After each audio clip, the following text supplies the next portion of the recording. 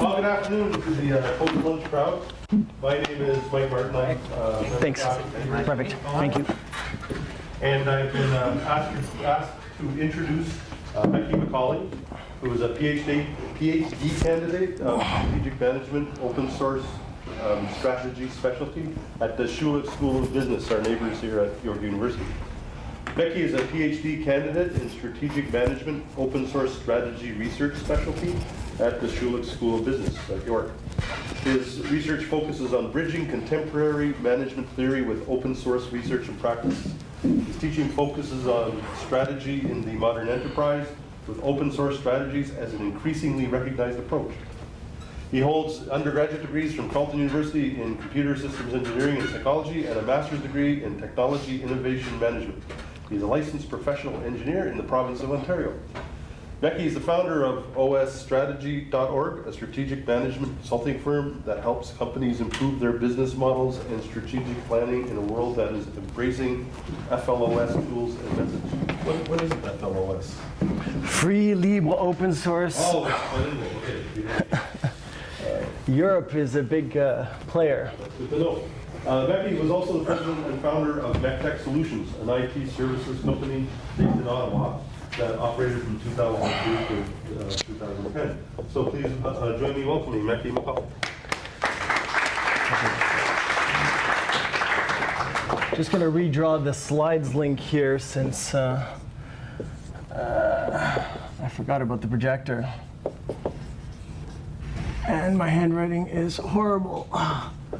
org/Intellego 2014.odp.pptx. There we go. Yes, thank you. Oh my goodness.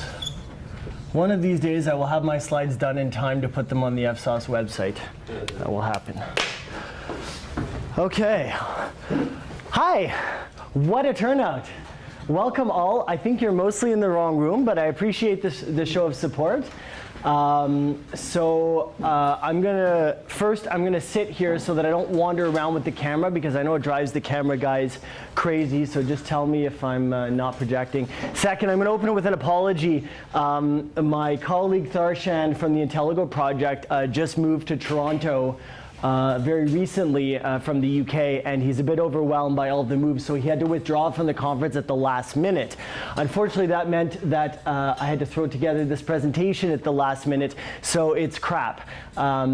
We were going to discuss a lot of the code details of Intellego, but I jumped ship from computer engineering to business many, many years ago. So while I can program, you don't want me giving you a 40-minute talk about programming because you would just not enjoy it. So instead, we're going to talk about the Intellego project at a fairly high level pretty quickly and about sort of the goals of the projects and how we can get people involved, because that's really what my role in the project is. So I'm going to do a quick presentation, then what I'd like to do is have a discussion for most of the session because I don't like to lecture. Lectures are boring. If you want to lecture, come to my strategy course at Schulich, you know.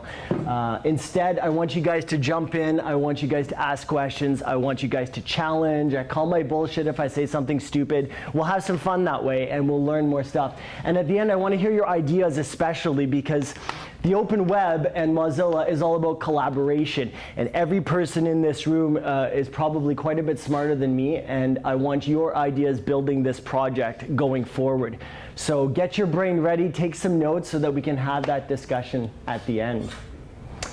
Okay, disclaimers are done. I'd also like to acknowledge a few people very quickly. Thanks are due to Jeff Beattie, Mike and Kenzie Connor, Gordon P. Helmsley, Axel Hecht, Marcus Sad, and the rest of the Intellego team of contributors, because really they wrote this presentation. Most of the words here are their words and the words of other contributors that I borrowed from the wiki and various documents. So thank you very much for them. And thank you to Florian Quez and Jerez Markham, Mike Hoy at Mozilla, and many other people who have helped move this project forward. And finally, Google. Yay! Google gave us money this summer to build this project. So thank you to Google for supporting students in the Summer of Code project. We really appreciate appreciate it, and we hope to build that relationship going forward. So where did Intellego come from? Those of you involved in the localization communities might be aware that English has become the predominant language on the internet. And by become, I mean, has pretty much always been the predominant language on the internet. More recently, though, as we onboard more people to participation on the internet, it's becoming a bigger barrier, because after you get to the first 3 billion who speak, English to some degree, the next few billion, language is more of an issue for them. There's different education challenges, there's different regional challenges, and so suddenly the barrier to entry for that next and last billion, as it currently stands, is much higher than it was when the internet was formed, in various DARPA labs, ARPANET, and all these other places where everybody spoke English and nobody thought about it. So more and more we're seeing communities having to deal with that challenge on the internet. What's the current solution? Everybody knows about Google Translate. Google Translate's wonderful. It's amazing. We love it. There's just one problem. About 3 years ago, Google took its delightful APIs and closed them. And most of Google Translate is closed source, runs behind the scenes. And so we can't really leverage that for the open web. We're at a point now that Google is in the position Microsoft was many, many years ago, in that they have all of the keys to a certain level of participation on the internet. Just like back when they controlled 90+% control of Internet Explorer, they control 98% of the translation market on the open web. And if we're talking about getting those people on board who don't speak English, Google holds all the keys. And we don't like that. We want to make sure that everybody can participate without a single person preventing that access. It's not that Google's necessarily evil, it's that balance is good for everybody, and that's always been as part of the Mozilla motto. So a lot of the open machine translation ecosystem is divided all over the place. If you do a quick search, there's hundreds of projects out there, and they're all working on their little chunks of code, and there's no coordination. There's no way for users to get a single interface to really deal with that without hacking code themselves. And for the vast majority of Firefox users, it's just not realistic. Another issue is that Google has implemented all of its lovely Google Translate into Chrome. And we all love Chrome. Chrome's a wonderful browser, and it's now pushing towards 50% market share.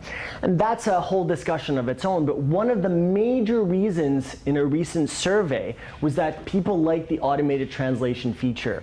Now, Firefox has a couple plugins to do that, but they're really not anywhere near the level of Chrome. And so a few of us at Mozilla realized, and I should clarify, when I say at Mozilla, I mean both the foundation and the community of volunteers at large. So I'm not an employee, I'm just a volunteer. So we're clear on that. We thought that it's really important that Firefox had this ability so that we stop the bleed of users towards Chrome. Not because we hate Chrome, but because we believe that having around 30% market share per major browser keeps everybody competitive, keeps everybody on their toes. And when one browser pushes towards 50%, it hits some red flags, and we want to readjust that. So we want to bring people back to Firefox so that Google is forced to stay competitive and keep things open for everybody. So that's the real motivation of why we wanted to form Intellego. Finally, internally at Mozilla, there's a number of localization communities that only have 1 or 2 people. There's so many languages supported by Mozilla, which is wonderful, that a lot of the localization teams for the really specialized dialects are really small, and they don't have the time or resources to take on a project as big as releasing an entire Firefox release by themselves, or supporting an entire language corpus for that specific language directly in Firefox. And so we need a broader community that addresses the needs of all the localization communities, not putting the small ones, 1 or 2, at a lower status, because they're just as important. We have some 6,000 dialects around the world, and it'd be really great to preserve as many of those as we can We made a pitch to the Canadian federal government and a number of other institutions to give us some funding to develop support for Inuktitut and other native Canadian languages. And we're still hoping to move that project forward in the next year, but we'll talk about that a bit more later. Machine translation research, as in how do you do translation efficiently in an automated fashion, is also a bit all over the place. You have a bit of an ivory tower effect going on in academia, and as an academic, I'm as guilty of this as anyone. If you come to my talk tomorrow, you'll see exactly what I mean, because it's very academic. The parties that want to do development outside of academia hit this return on investment problem. So companies that want to do machine translation have to justify the cost of adding each incremental language. So it's no surprise that they focus on the 6 or 10 or even 20 major languages in the world while ignoring all the minority languages, because the return on investment for Inuktitut is actually really difficult to prove on paper.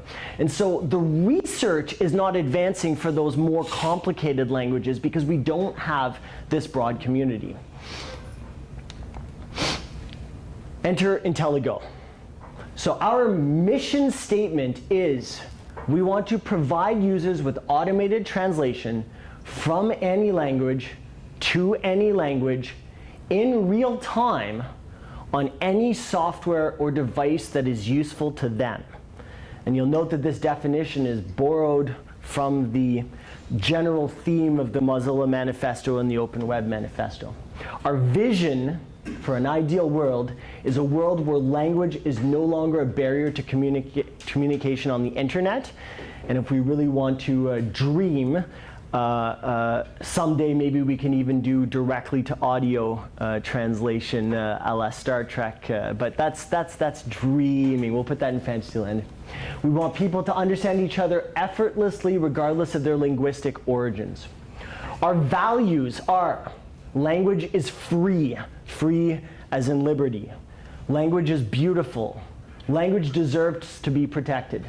A single language isn't the future of the web. The internet belongs to everyone, and everyone has the right to participate and benefit from it. And this is echoing some of the sentiments coming out of some of the Nordic countries, that participating on the internet may even be a human right that's classified along with water and the right to pursue happiness and liberty, because it has become so important for civic participation, for interaction with humans around the planet, that in the next 20, 30, 50, 100 years, it will form a core structure of society. And so everybody has the right to participate, and we want to enable that. And our motto is, we will be understood, which is in fact a play on the words of Intellego, a Latin word, which means to be understood. Our declaration of principles are quite detailed, and you are welcome to dig through the slides and read them. I won't go through all of them, but we declare some principles on language on the internet and on Mozilla. We believe that open language tools are vital to achieving the goals that Mozilla has set forth in its manifesto, to prevent organizations like Google and others controlling the web through language barriers. We believe that Mozilla is uniquely qualified to be a guardian of open language tools on the open web. And therefore, it's important that the Mozilla community embrace the project like Intellego and grow it, just like it has other projects, just like how creating the web browser in Firefox enabled participation, creating the mobile phone operating system to enable the open web. We believe creating the automated translation tool will be the next barrier that reduces problems for participation on the internet. Mozilla has a track record of doing it, so we think it's the right place to do this. So the project more specifically, it's a machine translation project, but we are not reinventing the wheel in terms of what Google Translate is doing. Google Translate has had the benefit of more than 10 years of development and probably billions of dollars of investment in terms of people's time and resources. And we simply don't have the capacity to do that right off the bat. And we know that. Early on, we thought, hey, you know, how hard could it be? And then reality slapped us in the face like a good XKCD comic. And we understood that that's not going to happen. So Instead, what we're doing for now is we're focusing on developing a platform so that the existing open source machine translation communities can unify around a Mozilla curated web service. It will allow a lot of benefits, such as picking the optimal engine for a given language pair, instead of being forced to use one engine for all languages, because some engines are better than others. It will allow other communities to join into our efforts and allow them to focus on what they're most interested in. It will allow us to build partners. It will allow us to build an ecosystem and make sure that it doesn't fragment too far. So what we're really focusing on at first, the very first step, is an API, a unified API, so that the machine translation projects that are out there can plug in to a web service that connects directly into Firefox. I'll talk more about that in a little bit when we dig into the code. So that's what the project looks like right now. Down the road, if we're incredibly successful with this, sure, we'd love to develop and maintain our own corpus, but we recognize that that is a monumental task, and right now we don't have the people or resources to do it yet. So it's on the horizon, but down the road. I should also mention that in the highest level of the Mozilla Corporation, the VPs and directors have acknowledged that language translation is a priority for Mozilla. It was listed in the Mozilla priorities for 2014-2015 when they gave the town hall, and they are working very hard behind the scenes with various partners about this. A lot of this information isn't yet public, and I'm not even privy to it, but it's recognized that at the highest levels that this has to happen. Otherwise, Mozilla risks falling into irrelevance. So the project is taking that first step, and in fact, as you'll see in a second, we've already got some stuff out there ready to be hacked on. So why a platform? We talked a little bit about that already, but really it's about the single access point for all the different communities to avoid the one-size-fits-all approach, and because of the barriers to entry. What are the services that we're planning? Note, planning. It's a function of effort and contributions and how much time we will have, but this is the long-term roadmap. We want a unified web service with front-end accessibility. It will allow users to insert text into a field, much like Google Translate, or insert URLs into a text field. It will then read the DOM of the web page, strip out everything, figure out where all the nodes are on the page, and return everything back. Allow users to pick their preferred machine translation engine from a list of compatible projects that have joined onto the front end. Down the road, we'd love to have intelligent selection of best open source machine translation engine. If we can develop some sort of metrics of which one are best for which languages, perhaps we can also provide an automation option. And we'd also allow an advanced mode that allows user to arrange the pipelines by using multiple machine translation engines simultaneously if they want to hack on that. We also want a terminology processing utility to ensure the accuracy and consistency and the ability to modify that as that goes. We're going to add some widgets so developers can put them on their sites to facilitate translation when that site is inputted for translation. It will also allow the tools developers to directly link into the machine translation services through the Intellego API. And finally, we want to be able to incorporate post-editing. So in the case where the translations are terrible, and my Portuguese friends here will know how bad some of my Google Translate Portuguese translations have been, we want the option for the users or contributors to be able to provide feedback and suggest better edits as it develops. And so this is where we're starting to take the first steps towards developing our own corpus. There's a project called Pontoon that I don't know a whole lot about, but that already provides a front end to do exactly that. And so we're going to work closely with Pontoon to incorporate that into the Intellego API as well. Some very, very rough milestones. we would like to have users to be able to retrieve output from a source language string very, very soon. We're pretty much there on a preliminary basis. Later on, we want to be able to retrieve a full web page. Again, we're almost there, but not quite there. Down the line, we want localizers to start being able to use Intellego with their localization projects and in combination with some of these other projects. We're putting in some estimations of the load so that we can get a sense of what kind of servers we're going to need back in this up, where we can get investment and grants and so on and so forth. Q2 2015, we want a developer, bare bones post-editing feedback mechanism so that we have a basic way to incorporate that. And so on and so forth. Way into 2016, and as you'll know from the subway development here at York, that could be 2018, 2019, who knows. We want Intellego to be able to intelligently determine the best machine translation engine and automate a lot more things going on there. Not to hammer the point in too finely, but these milestones are entirely dependent on effort, and we may be crazy in terms of where we're at. So far for the 2014 milestones, we're doing okay. I'm known for borrowing liberally from XKCD for my presentations, so obligatory XKCD. Come on, I should get laughs from this crowd. The business crowd doesn't get them, but you guys should get these. You've all hit these walls. Interestingly, there was a language learning tool that was developed in 2002 and 2003 to train Iraqi war soldiers who were going over from the US military on how to do interactions with locals in Iraqi Arabic.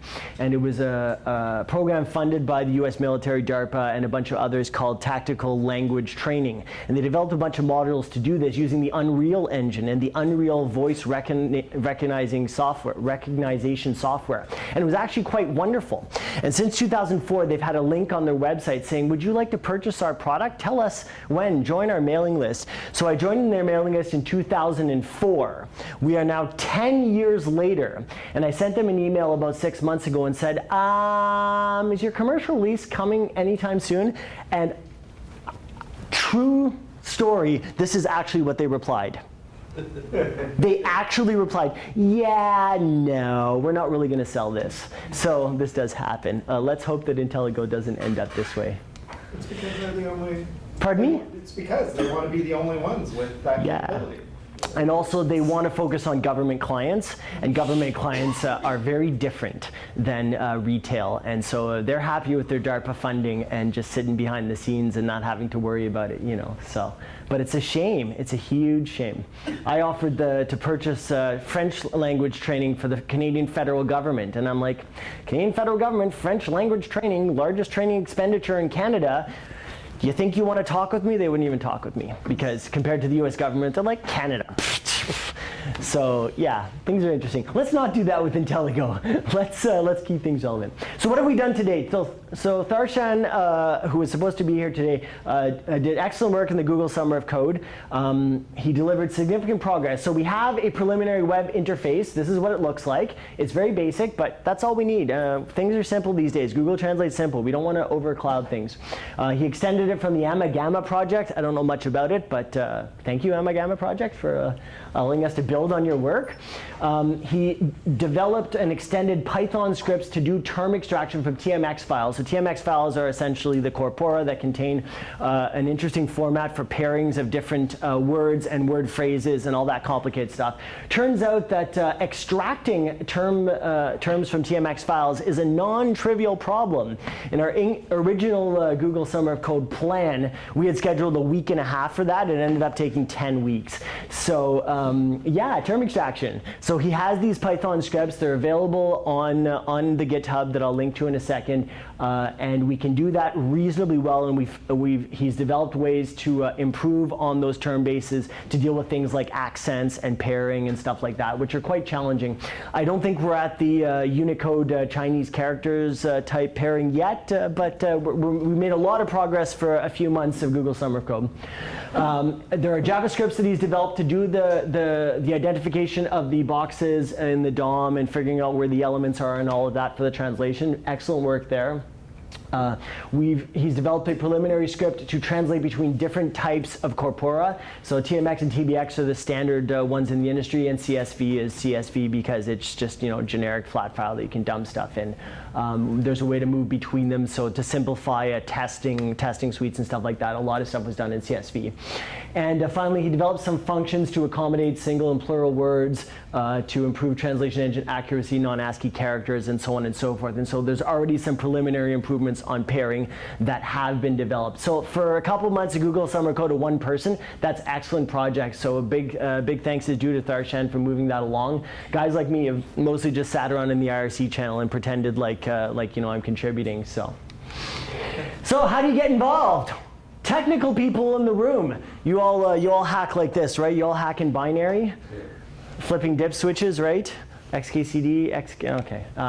So there's a tracking bug in Bugzilla. We have an official Intellego project item listed in Mozilla's Bugzilla. So you can go and look at tracking bug 973271 to see some of the open things. You can also add to that tracking bug because a lot of the things were closed in the Google Summer of Code. So we're at the point where we're speccing out the API. So we need people who are really smart with APIs to come out and say, here's what the API should look like to make this work. So they need to look at some of what the open source machine translation projects are doing and figure out how can we make it really easy for them to incorporate this into a unified API that'll go right into Firefox. Those are our 2015 milestones. You can read a little bit about our technical spec process model that we're developed so far at our Etherpad at that link. You're welcome to contribute to it as well. It's all live edited. All our documents are public. I'll show you in a minute. And you can start talking with technical people in machine translation projects, figuring out what their pain points are and how you might be able to write stuff to alleviate them. So that's the API hacking stuff. On the web services hacking, there was an idea that maybe we could develop something that can do some rudimentary Wikipedia scanning as a way of improving pairings, because we have different translations of Wikipedia documents that are the same content, and maybe something could be done interesting there, dumping it into a MediaWiki, content indexing, and so on and so forth. If you know what I'm talking about, awesome. Please volunteer, because I don't know what I'm talking about. But the person who added that suggestion seemed to know what he was talking about, and I can connect you to that person if you want to do that kind of hacking. You can start pushing stuff into the feedback mechanism. We can start developing word nets and figuring out what's going on with that. There's a broader translation community in Mozilla that you can connect in and figure out what they're doing there and how you can use Pontoon to improve translations of web pages and how it's going to interact with the API. So if you're a Pontoon person or no Pontoon people, we'd love to have you contribute to how to develop the API and how we can improve the feedback mechanism and get those things integrated and seamless. And anything else you want to work on. So any of our goals, ideals, missions, visions, and interesting ideas that you have to hack on how to build this, we want you. We're an open collaborative community. We're not very good at delegating or telling people what to do. We kind of do things laterally. So if you come in, you got a lot of energy, you want to do this as a final school project, if you're doing school research, or if you have a business and you want to incorporate them in your business, we'd love to have you involved. So tell us how we can get you the resources that you need to contribute to this. That's my job. I'll figure out who I can connect you to in funding. Non-technical people in the room, there's lots of ways you can contribute too. So you can interface with open machine translation projects at a social level, figure out what's going on in those communities, start building community bridges, build points of contacts, set up partnerships, tell them about the project. We have a good list of potential partners in this Wikipedia article that lists open machine translation projects at various stages, and we're tracking the outreach in this particular Etherpad. You can get involved in evangelism, engagement, just like everything else at Mozilla. Spreading word is a very valuable contribution. You can organize an Intellego hackathon. If there's any hackathons going on, you can start an Intellego thread there, get people to work on one specific problem. We'd love to have you do the organizing for that. Get people pizza and lots of caffeine, bring the sponsors out. That's really valuable to us. You can start growing the user base of people who are playing with it. You can work with me on getting more grants and fundings and partnerships, and convincing Seneca that maybe they should get one of their faculty members to get their students working on this. Hint, hint, hint. You can support cultural values of language diversity and promote language as a beautiful and wonderful thing on the open web, and promote acceptance of languages other than English on the open web. You can develop a planning framework, you can work with our corpus partners, you can work on requirements, definitions for how we could build the corpora. You can help improve the wiki, the documentation, which is actually, as far as open source projects go, not that bad. Surprisingly, for a project at this stage, we have a fairly good documentation, but it can always be improved. And you can bring us great ideas and theoretical improvements. We love ideas. We want to hear about use cases. We want to know what are we not thinking of, and we want you to help build that and grow that. Where do you get started? The main project page is wiki.mozilla.org/Intellego. If you Google Mozilla Intellego, it's the first hit. It's easy to find us. Our mission statement you already saw. It's here. Goals and milestones you already saw. It's at that link. Reminder, these slides can be picked up right here. If you want to grab everything from these slides. Our primary means of communication is IRC. We're on the irc.mozilla.org server, hashtag Intellego. Most of us idle, so don't just drop in, say hello, and leave in 2 minutes. I have a system idling right now that I will go back and review later, so hang out there, idle, leave your system logged in, and people will respond slowly. There are logs of what goes on in IRC at Logbot, so you can read the history of what's been going on. We've been sitting there for almost a year now, so there's a lot of logs. The news group is there, mailing list. We use infrequently, mostly for announcements, but you're welcome to. There's a Google Groups for the localization team. And there's an Etherpad for where we do all our hacking, editing during meetings, and so on. We used to do group meetings every week. We don't do that anymore because we all got busy. In other words, I got lazy and focused on my own research that I'm presenting tomorrow. So we might ramp that back up if we get people involved. But right now, meetings are as needed. They're hosted on video, so we all have, we can all see each other. We have a Mozilla backend server for that.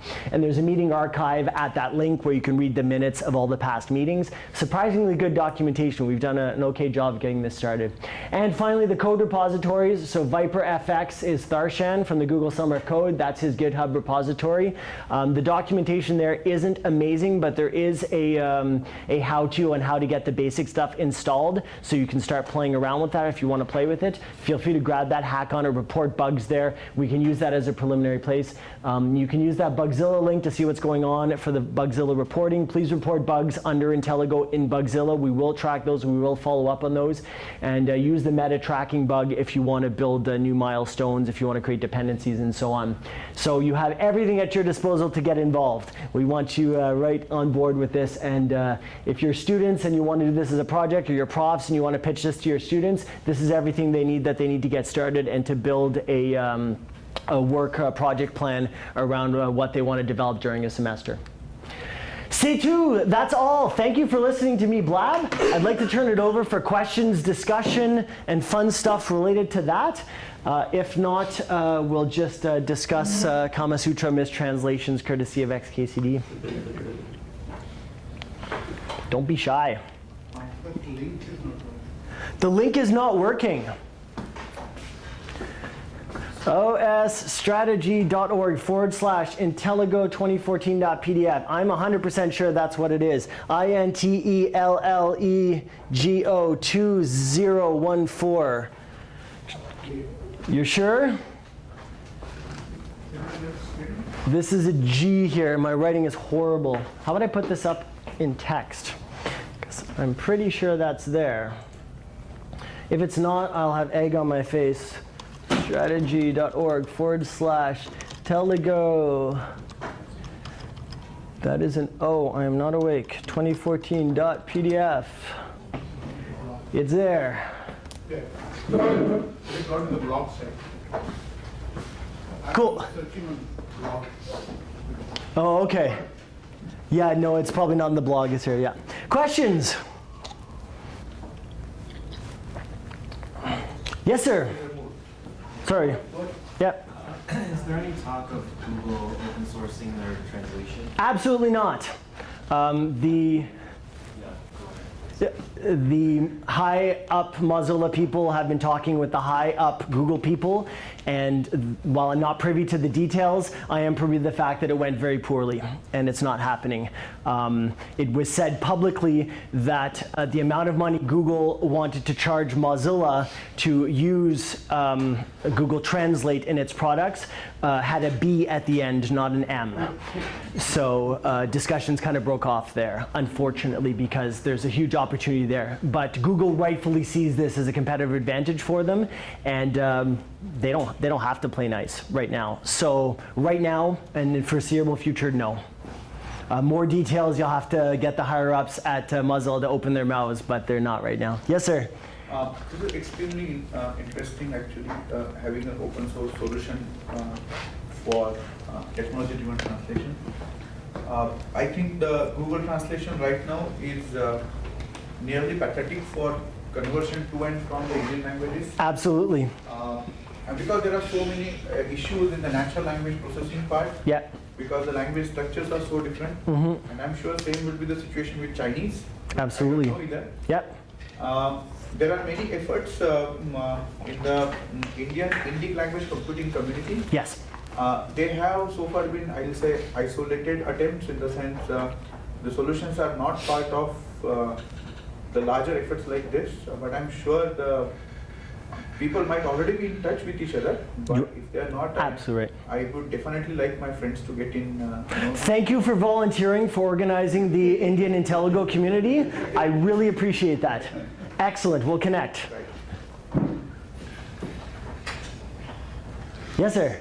Do you guys have, like, I know, like, within the Mozilla office down in Toronto, is there like a particular branch there that does? Sorry, can you speak up? Sorry, like, I know, like, Mozilla has their own branch in downtown Toronto. Yeah.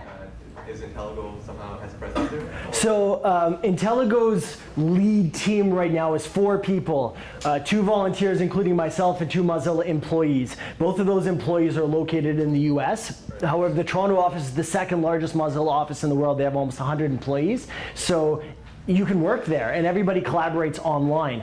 There's a community space at the Mozilla office on Adelaide that anybody is welcome to use anytime. If you're during business hours, you can just walk in. If it's after business hours, you just need a Mozilla employee to shepherd you. We'd be delighted to have Intellego people working in that community space of the Toronto office. So that's available anytime for hackathons. Mike Hoy is the guy who coordinates that, but I can facilitate that as well. So if you want to work in the Toronto office, we'd be delighted to build a little hub there. We can take over a corner of the community space and say it's now the Intellego office. I'd be cool with that. Yeah. Yeah. So Intellego is really a platform that brings together these engines.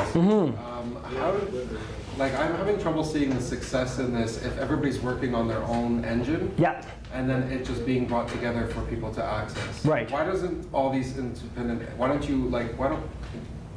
doesn't Intellego approach these engines and ask them to work together? Because there are very good reasons for the engines to be different. Primarily because certain language pairs don't play nicely together. And so the engines are mostly different because they focus on specific languages. So you could integrate them all into a single engine, but it would really just be different procedures, right? So it's about the pairs. Whenever you think about machine translation, always think about to and from languages. So that's mostly the reasons. Beyond that, you're absolutely right. We could do a bit of social work to bring together the ones that are redundant, and we're hoping that starting this platform will do that, so that people will come together and start doing that. Does redundancy exist currently? Good question. Thank you for volunteering to contact the machine translation open source communities and figuring that out. I would love to know more about that. Now nobody wants to ask questions because Didn't take you long to figure that out. Don't be shy. How about some ideas? You guys have some ideas? How much time do we have? How are we doing for time? We got 10 minutes. 10 minutes, okay, yeah. Are there dedicated efforts towards the theoretical aspects of NLP as a part of the Intellego project? For example, spell check, hyphenation, automatic word completions in non Roman script languages? Yes, but they're not in Intellego. So at Mozilla, we have localization. Intellego is a subset of localization. So elsewhere in localization, those things are going on, yes. See, but localization is also, in that sense, a smaller problem because when it comes to conversion of languages, I think there are bigger theoretical problems involved. Rather just than localization, you just can't convert words to make meaningful sentences across languages. When I say localization, I mean the localization community umbrella. I don't mean just direct translation. So there are people working on those problems in the Mozilla localization project. The project is very big. If you go to their mailing list page, I think they have 40 mailing lists all working on different things. Yes, there are people working on that, but it's not strictly under the Intellego umbrella. But we are cooperating with those people because you're absolutely right. We need that theoretical understanding in order to do translation efficiently. Absolutely. So that is going on, but it's not our core focus at the moment. Yeah. I'm not volunteering for that. Sorry? And I'm not a volunteer for that. Fair enough. Fair enough. Yes. Hi, Mekki. Hello. How are you? Good. Are you going to talk more about that Inuktuk or whatever? Oh, sure. So when we submitted the Google Summer Code, I also submitted a funding request to CIRA, the Canadian Internet Registration Authority. They have an investment program for improving the internet for Canadians. And we wrote a proposal in collaboration with a group in Ottawa called Linguistech, which is a not-for-profit that works mostly with government and other not-for-profits to improve language and language translation and understanding. So mostly they work in the federal government to assist federal government translators in doing English-French translation for official documents. Their president was very, very interested in our project, and so we submitted a joint request to CIRA. Unfortunately, we asked for too much money, and so we didn't get funded this year because CIRA wanted to do a lot of small projects instead of a few big ones this year, so we didn't get the money. But the pitch was it would be a great benefit to Canadians to get northern communities on the internet while preserving their language. And Inuktitut is a language that is falling into disuse in northern communities. Nunavut has been working very hard to preserve it, and in fact it is one of the official languages of Nunavut. So the provincial or territorial legislature will do business in Inuktitut, will provide documents in Inuktitut, and so in the modern age there's a paucity of tools to be able to do that. And if we could incorporate that in Intellego, where they could, as a starting point, do an automated translation of other government pages, that would be of huge benefit. There are a bunch of band leaders that have IT communities in the north of Canada that are working on these projects already. And we have contacts in the Tiki Wiki community, Nelson Coe and colleagues, who have done that for various wiki projects. And our plan was to work together with them to sort of get them on board in Intellego and get them developing this specific corpus. There is a Inuktitut corpus, but it's not very good. So that was the first step we were going to do, and then we were going to do an Inuktitut localization of Firefox, which we don't have yet. So we had this huge project plan for this funding that we didn't get, but our plan is to continue requesting funding from the territorial government of Nunavut and various other places to try and do this. So that's where we're hoping to go with that down the road. Would you like to get involved? Sure. Excellent. Could you elaborate on this military project for communication Arabic? Yeah, I don't know a lot about it. I know they were called tactical language training. If you Google tactical language training, the Unreal Engine 2003 has voice recognition, and you could program the computer characters in the game to respond to voice commands. So the idea was that you could order your troops, go left, go right. Well, they were intelligent, and they said, can we use those voice commands to change behavior of these characters as if they're human beings? And so they wrote really, really detailed scripts in Unreal to have their soldiers sit in a training session, put on a headset, and talk with this computer character.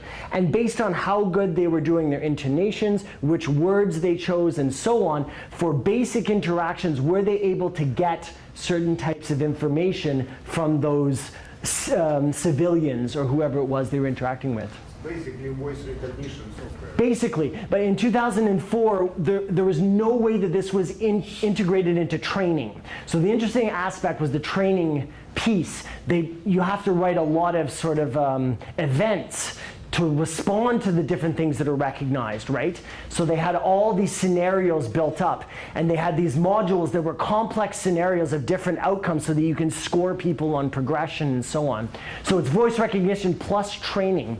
And they claimed on their website that as a result of the DARPA funding that they trained something like 20,000 soldiers well enough that it had a 500-word vocabulary and could get basic interactions with civilians for routine traffic checks or whatever covered in something like a week, which for military language training is exceptional. Now, it's a claim on a website, but I don't know much more about the technical back end of this because it's closed source. I was hoping that they would sell this to the public as like the Rosetta Stone type language tool where you have this immersion in a game. It's so much easier to learn. I'm lazy. I don't want to listen to cassettes.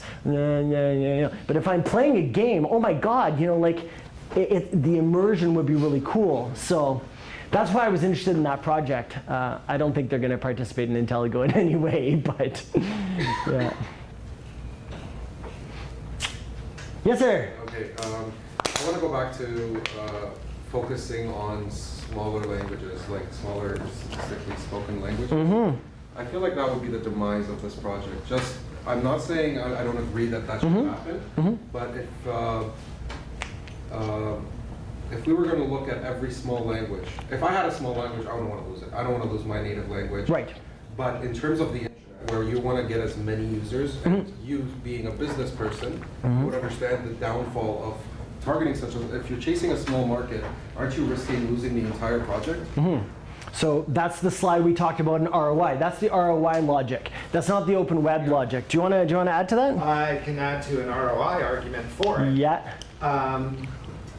So if you're providing software to governments, to social service organizations, to those sorts of things, you may not be able to get funding, get any money at all, if you're not able to service your clientele. Canada is a great place for doing that sort of thing because we, I don't know what percentage of dialects in the world are represented in Canada, but lots. Toronto is the most dialect spoken in a single city in the world. Yeah, so here, if it's going to become more and more onerous on organizations to ensure they can service their whole community, and with what's going on in the Nordic countries with regards to languages and the internet as being a mandatory access for all, it's not so much an ROI, it's cost of doing business. You need to be able to communicate with everyone who's in your community in their native tongue. Do you want to add something to that as well? Right. See, if you're talking about small languages, I understand languages spoken by a small community of people. I think the real stumbling block is the small side of the community because, see, you need language experts to do these kind of things. I may be a good programmer, but I'm not be good in my own mother tongue either.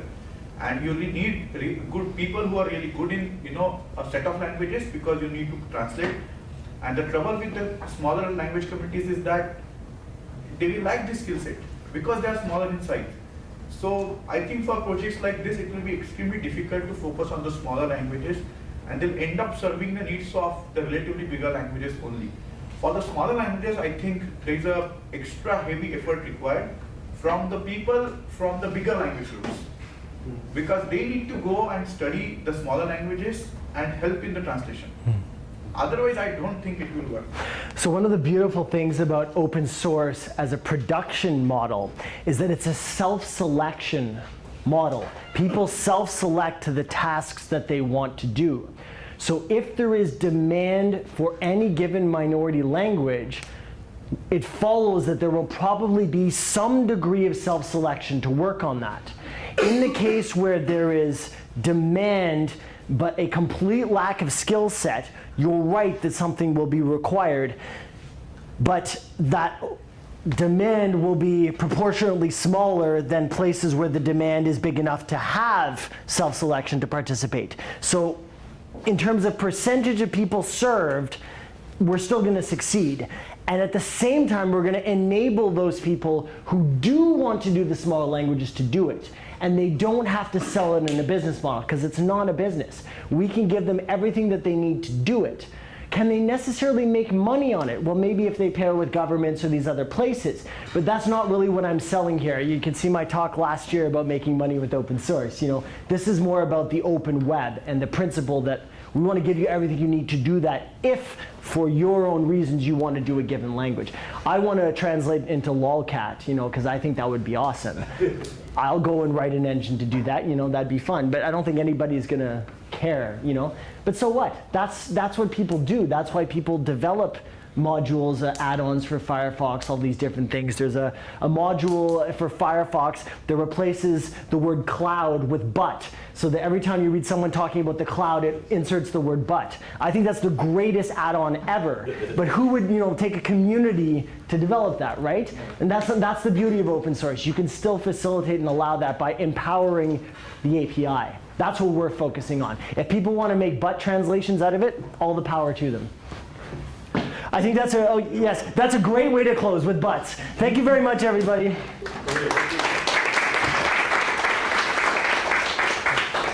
Just like to present with a small token. Oh, thank you very much. Appreciate it. And thanks to Pleasure, sir. a great talk. Thanks very much. Thank you all for your interest.